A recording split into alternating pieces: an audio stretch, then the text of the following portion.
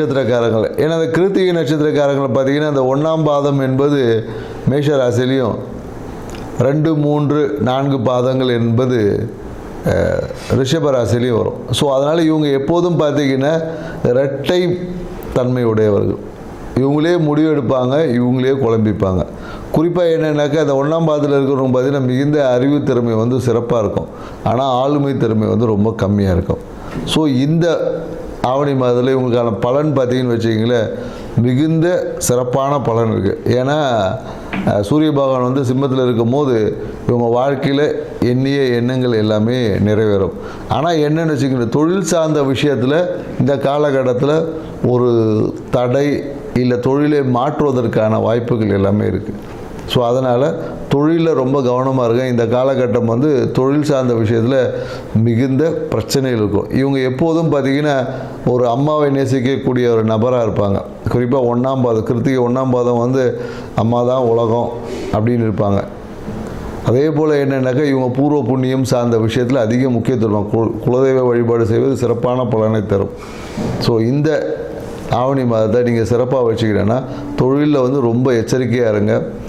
குலதெய்வ வழிபாடு செஞ்சு பாருங்கள், உங்கள் வாழ்க்கையை சிறப்பாக்கிங்க. நன்றி, வணக்கம். அனைவருக்கும் வணக்கம்.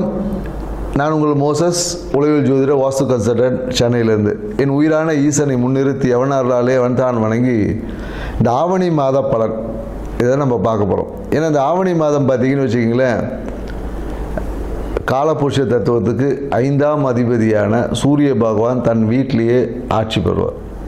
ஸோ அப்போ ஆட்சி பெறும்போது என்னென்னாக்கா இந்த பூர்வ புண்ணியம் என்பது இயற்கையாகவே இந்த காலகட்டத்தில் ரொம்ப செழிப்பாக இருக்கும், வளமாக இருக்கும் அப்படின்னு சொல்லுவாங்க. ஏன்னா நம்ம பூர்வ புண்ணியம் அப்படின்னோடனே உடனே நம்ம வந்து சொந்த ஊருக்கு தான் நினைப்போம். அப்படி கிடையாது. நமக்குள்ளேயும் ஒரு பூர்வ புண்ணியம் இருக்குது, நம்ம உடம்புக்குள்ளேயும் ஒரு பூர்வ புண்ணியம் தன்மைகள் இருக்குது. ஸோ அந்த தன்மை இந்த காலகட்டத்தில் பார்த்திங்கன்னா மிக செழிப்பாக இருக்கும். அதனால தான் பெரும்பாலும் பார்த்திங்கன்னா இந்த காலகட்டத்தில் நிறைய சுப நிகழ்வு பண்ணுவாங்க. திருமணம் பண்ணுவாங்க, நிறைய பார்த்திங்கன்னா ஆடி மாதம் முன்னாடி எல்லா திருவிழாக்களாக அப்படியே இருக்கும். ஆவணி மாதம் பார்த்திங்கன்னா நிறைய சுப நிகழ்வுகள் பண்ணுவாங்க. ஏன்னா இந்த காலகட்டத்தில் சூரியனோட தன்மை நல்லா இருக்கும்போது, ஆத்மகாரகன் இல்லையா சூரியன். ஸோ அப்போ ஆத்ம பலம் வந்து இயற்கையாகவே எல்லாருக்கிட்டையும் பெருகி இருக்கும் இந்த காலகட்டத்தில். அதுவும் இந்த காலம் இன்னொன்றாக்கா இந்த வருஷம் பார்த்திங்கன்னு வச்சுக்கோங்க, கேது பகவானும் 5ஆம் இடத்துல இருக்கார். ஸோ அப்போ என்னென்னாக்கா கேது வந்து என்னென்னாக்கா ஞானக்காரகர்.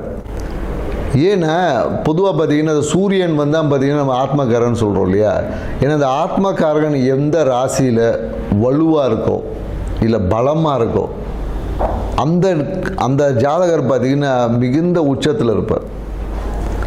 ஏன்னா பார்த்திங்கன்னு வச்சுக்கங்களேன், ஏன்னா ஆத்ம பலம் தான் தேவை. அதுக்காக தான் ஆன்மீகத்தை நம்ம நாடுறோமே. ஏன்னா இன்றைக்கி நிறைய பேர் ஆன்மீகத்தை எதுக்கு போகிறோன்னே தெரில. நம்மளோட ஆத்ம பலத்தை அதிகரிக்கிறதுக்கு தான் நம்ம இன்றைக்கி ஆன்மீகம் இந்த பரிகாரம்லாம் செய்கிறோம் இல்லையா. இது எல்லாமே உங்களோட ஆத்ம பலத்தை இன்க்ரீஸ். அப்படி இருக்கக்கூடிய சூரிய பகவான் இந்த ஆவணி மாதத்தில் அவர் சொந்த வீட்டில் இருந்து அப்படியே ஒரு ஆட்சி பண்ணும் போது எப்படி இருக்கும் பாருங்கள். அதனால தான் இந்த காலகட்டம் நிறைய சுப நடக்கும்போது அது எல்லாமே வெற்றி, காரிய சித்தி, நிறைய பேர் இடம் வாங்குவாங்க. அதனால தான் பார்த்தீங்கன்னா இந்த காலத்தில் இன்னொரு விஷயம் இருக்குது. ஆவணி மாதத்தில் பார்த்திங்கன்னா விநாயகர் சதுர்த்தி. இந்த காலத்துலேருந்து அந்த விழா கோலங்கள் எல்லாமே தொடங்கும். அது வரையும் பார்த்திங்கன்னா ஒரு இந்த மந்தமாக போயிட்டு இருந்தது. இது பார்த்திங்கன்னா விநாயகர் சதுர்த்தி, அதுக்கப்புறம் பார்த்திங்கன்னா ஆயுத பூஜை, அப்புறம் தீபாவளி, அப்படியே பார்த்திங்கன்னா விழாக்களாக அப்படியே வரும். இனிமேல் ஒவ்வொரு மாதமும் பார்த்திங்கன்னா விழாக்கள், இந்த புரட்டாசி மாதத்தை தவிர்த்து.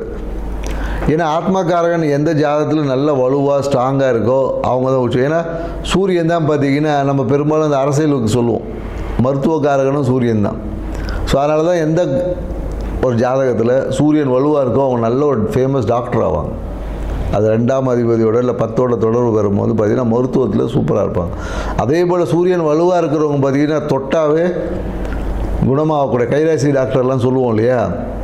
அவர் படித்து கூட இருக்க மாட்டார், சும்மா R&D படிச்சிருப்பார், இல்லைன்னா அந்த ஒரு கம்பவுண்டராக கூட இருந்திருப்பார். அவர் பார்த்திங்கன்னா சும்மா ஏதோ ஒரு விஷயம் சொல்லுவார், நடந்துடும். கைராசி டாக்டர் அப்படின்னு சொல்லக்கூடிய எல்லாருமே பார்த்திங்கன்னா இந்த சூரியன் வலுவாக இருக்குன்னு தான் கைராசி டாக்டர். ஏன்னா ஆத்மத்தை பலமாக வச்சுருக்க எல்லாமே பார்த்திங்கன்னா குணமாக்கக்கூடிய ஆற்றல் அவங்ககிட்ட இயற்கையாகவே நிறைய இருக்கும். சூரியன் வலுவாக இருக்கும், நிறைய பரிகாரம் பண்ணான்னு வச்சிங்களேன், சூப்பராக சக்ஸஸ் ஆகிடும். பெரிய பரிகாரம் சின்னதாக சொன்னாவே பெரிய விஷயங்கள் கூட குணமாக்கக்கூடிய ஆற்றல். அப்படி இருக்கக்கூடிய சூரிய பகவான் இருக்கக்கூடிய இந்த ஆவணி மாதத்தில் பார்த்திங்கன்னா மிகுந்த நற்பலன்களை கொடுக்கும். ஆன்மீக நாட்டம் அதிகமாகவும், குறிப்பாக என்னென்னாக்கா இந்த கேது கூட இருக்கிறதுனால நிறைய என்னென்னா அந்த குழந்தை பேருக்கான விஷயங்கள், குழந்தை பேர் இன்மை, இந்த மாதிரியான விஷயங்கள் எல்லாமே ஒரு மாற்றத்தை கொடுக்கக்கூடிய விஷயமா இருக்கும். அந்த விரக்தி தன்மை, எனக்கு கேது எப்போதும் பார்த்திங்கன்னா ஒரு விரக்தி கொடுப்பார். ஏன் அது விரக்தி கொடுப்பார்னா, அனுபவம் கிடைச்சாதான் அறிவு வளரும், ஞானம் கிடைக்கும், சும்மா வராது இல்லையா? ஸோ அதனால் இந்த கேது பகவான் வந்து நமக்கு ஞானத்தை கொடுப்பதற்காக சில படிப்பினையை கொடுப்பார்.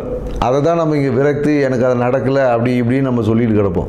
ஸோ இந்த தன்மைகள் உள்ள இந்த ஆவணி மாதத்தில் ஒவ்வொரு ராசிக்கும் என்ன மாதிரியான பலன்கள் கொடுக்க போகுது அப்படின்றத இந்த வீடியோவில் பார்க்க போகிறோம். வாங்க வீடியோக்குள்ளே போகலாம். ரிஷப ராசி. இப்போ ரிஷபராசி அன்பர்கள் பார்த்திங்கன்னா, ராசி அதிபன சுக்கிர பகவான் பார்த்திங்கன்னா 3ஆம் இடத்துல சஞ்சரிக்கிறார். ஸோ இப்போ இந்த 3ஆம் இடத்துல இருக்கக்கூடிய நீங்கள் எடுத்த முயற்சிகள் எல்லாமே, குறிப்பாக இந்த காலகட்டத்தில் நிறைய விஷயங்கள் பார்த்திங்கன்னா, படிப்பு சார்ந்த விஷயங்கள் எடுத்த முயற்சி, வருமானம் சார்ந்த முயற்சிகள் எல்லாமே இந்த காலகட்டத்தில் உங்களுக்கு நன்மையை தருமானா கண்டிப்பாக நன்மையை தரும். அதே போல் என்னென்னாக்கா, காதல் சார்ந்த விஷயம், நிறைய காதல்லாம் இப்போ பெருசாக முளைக்கும்.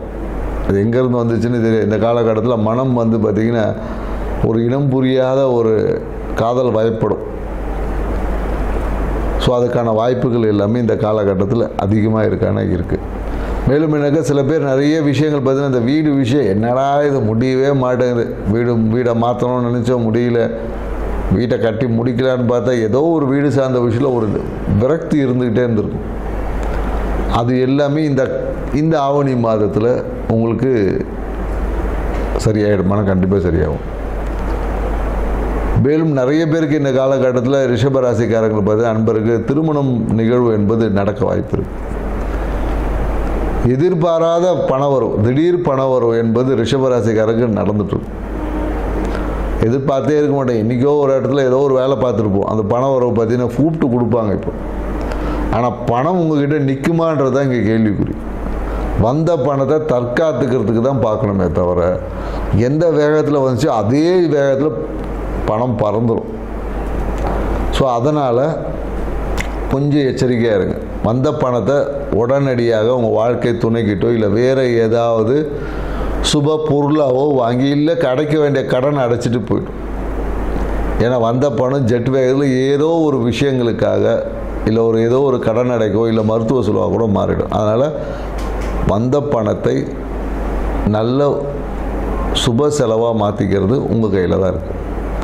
மேலும் என்னென்னாக்கா, இந்த காலகட்டத்தில் பார்த்திங்கன்னா குறிப்பாக ரிஷபராசிக்காரர் ஏற்கனவே காலில் இந்த கணுக்காலில் பாதத்தில் அடிபட்டிருக்குமான அடிப்பட வாய்ப்புகள் இருக்குது.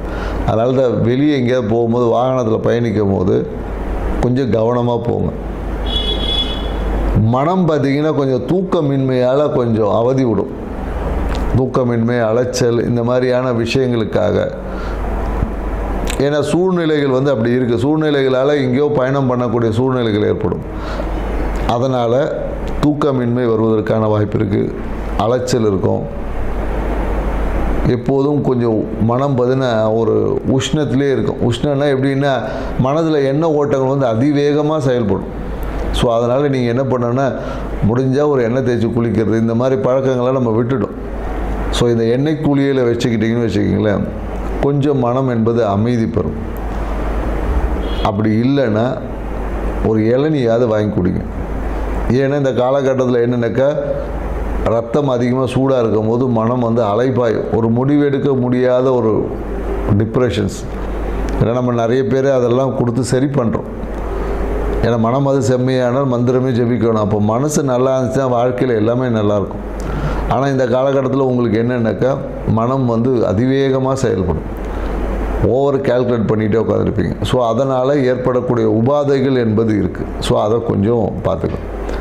ஸோ குறிப்பாக இந்த காலத்தில் ரிஷபராசிக்காரங்க என்னென்னாக்கா, இந்த கழுத்து நரம்பு, தோள்பட்டை வலி, இந்த மாதிரி ஏற்படுவதற்கான சாத்தியக்கூறுகள் அதிகமாக இருக்குது. ஸோ அதை கொஞ்சம் பார்த்து சரி பண்ணி. ஏன்னா இது எதனால் ஏற்படும்னா, உங்கள் உடம்புல இருக்க நீர்த்தன்மை குறைவதால் ஏற்படும். இல்லைன்னா அதிகமாக யோசிக்கிறதுனால இந்த நிகழ்வுலாம் நடக்கும். மேலும் பார்த்திங்கன்னா, தொழில் சார்ந்த விஷயத்தில் பார்த்திங்கன்னா நிறைய பேருக்கு இந்த காலத்தில் அந்த ஃபாரின் ஆர்டர் இல்லை தொழில் அபிவிருத்தி பண்ணக்கூடிய வாய்ப்புகள் எல்லாமே உருவாகும். யாரையும் நம்பி மட்டும் செய்யாதீங்க. நம்பி செஞ்சீங்கன்னா அது உங்களுக்கு லாபத்தை கொடுக்காது. ஸோ அதனால் நம்பி செய்வதை விட்டுவிட்டு உங்கள் மேலே இருக்க நம்பிக்கையோட, உங்கள் தொழில் மேலே இருக்கக்கூடிய கிளாரிட்டியோடு பண்ணுங்கள். அடுத்தவர்களை நம்பி செய்வது உங்களுக்கு தேவையற்ற வம்பு வழக்காக மாறிடும். அந்த விஷயத்தை செய்ய முடியாமல் போயிடும். ஸோ அதனால் தொழில் அபிவிருத்தி பண்ணும்போது உங்களுக்கு விரலுக்கேற்ற வீக்கம் அப்படின்னு தெரிஞ்சால் அதுக்கேற்றா போல் உங்களுடைய பலம் அறிந்து உங்கள் தொழில் அபிவிருத்திகளை நீங்கள் செய்வது தான் உங்களுக்கு சிறப்பான, இதான் உங்களுக்கு பரிகாரமே சொல்லணும். மேலும் என்னென்னாக்கா, மன மகிழ்ச்சிக்காக செய்த விஷயங்கள் எல்லாமே கொஞ்சம் இப்போ கெட்டும். லாபம் என்பது அந்த மாதிரி இருக்கும், வந்த வேகத்தில் போயிடும். ஸோ அதனால் நீங்கள் என்ன பண்ணலான்னா, இந்த காலகட்டம் லாபத்தை அனுபவிக்கக்கூடிய காலகட்டமான இல்லை.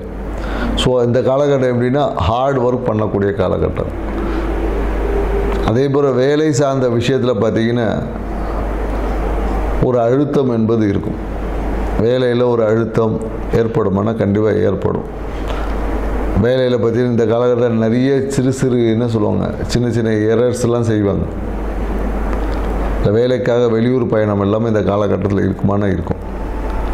ஸோ அதனால் ரிஷபராசிக்கார் நாம் என்ன சொல்வது, மன அழுத்தத்தை குறைப்பதற்கான விஷயம் என்னவோ செய்யுங்க. மனதை அமைதியாக வச்சுட்டு இருந்தீங்கன்னாவே இந்த ஆவணி மாதம் உங்களுக்கு அற்புதத்தை கொடுக்கக்கூடிய ஆவணி மாதமாக மாறும். இதுக்கு பரிகாரமாக நம்ம என்ன சொல்லலாம் பார்த்தீங்கன்னு வச்சுக்கிங்களேன், வீட்டு பக்கத்தில் இருக்கக்கூடிய